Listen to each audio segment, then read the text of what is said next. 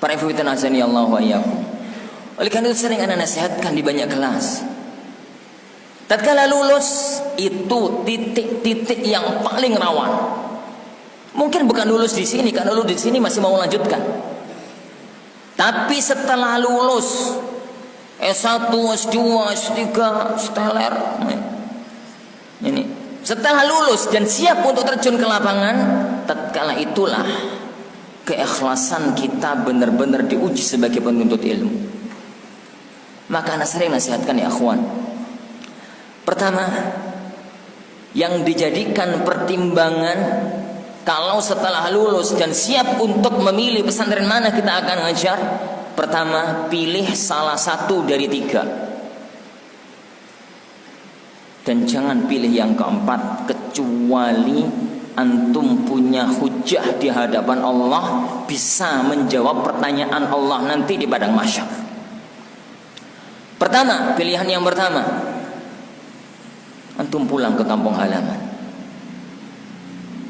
babat alas di kampung halaman, karena mereka adalah orang-orang yang paling berhak untuk kita dakwah. Wa anzir ashiratakal aqrabin. Berilah peringatan kepada orang-orang terdekat. Mereka adalah orang-orang yang paling berhak untuk kita sampaikan ilmu kepadanya. Kita di sana ngajar, di sini ngajar, di tempat lain juga ngajar. Orang yang paling berhak untuk kita sampaikan ilmu kepadanya adalah orang-orang dekat kita. Bapak, ibu, paman, bibi, ponakan, kerabat, tetangga kanan dan kiri. Pulanglah ke kampung halaman.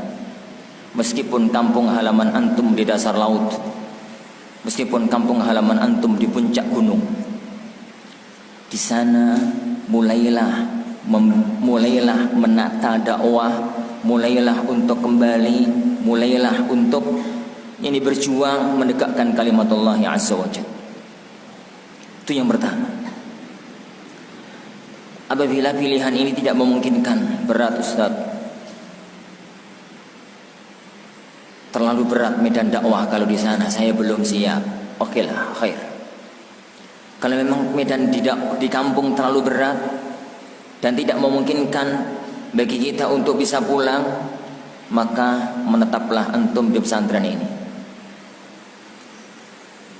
Karena pesantren ini adalah pesantren yang paling berhak untuk antum mengabdikan ilmu. Karena di sini antum belajar. Karena di sini antum belajar. Bosan Ustaz? Khair insyaallah, enggak ada masalah. Bosan Ustaz, airi asin terus? Khair insyaallah, enggak ada masalah. Saya pingin daerah yang lain, pingin cari pengalaman, pingin ngerti daerah lain, pingin ngajar di pesantren lain. Kami enggak menolak ya kawan. Tapi saya punya satu syarat. Cari pesantren yang menjanjikan fasilitas yang paling sedikit. Ini 5 juta, ini 50 juta, ini misalkan 2 juta, ini 1 juta, ini 500.000. Lah pilih yang 500.000 itu.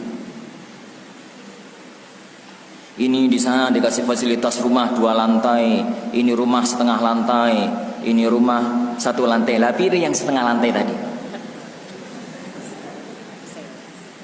Di sana ini nih rumahnya pakai granit, yang sini pakai keramik biasa, yang sini pakai plesteran, yang ini pakai tanah. Lah pilih yang pakai tanah itu. Pilih ya akhwan.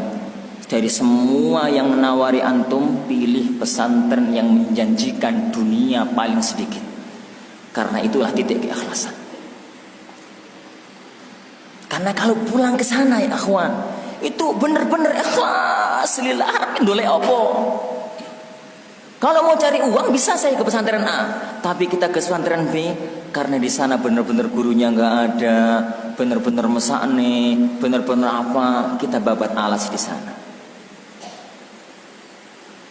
Dan jangan pilih yang lain kecuali untuk sebuah kemaslahatan besar yang antum nanti kalau ditanya oleh Allah di padang mahsyar antum mampu jawab.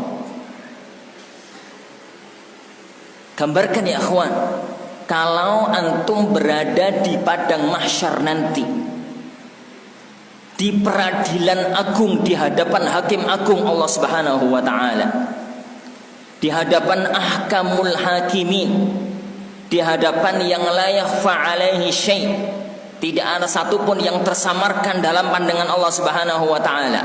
Kalau nanti peradilan agung itu Allah bertanya, wahai hambaku, tatkala kamu lulus Al-Furqan, kemudian kamu ditawari banyak pesantren untuk ngajar, kenapa kamu milih di pesantren A?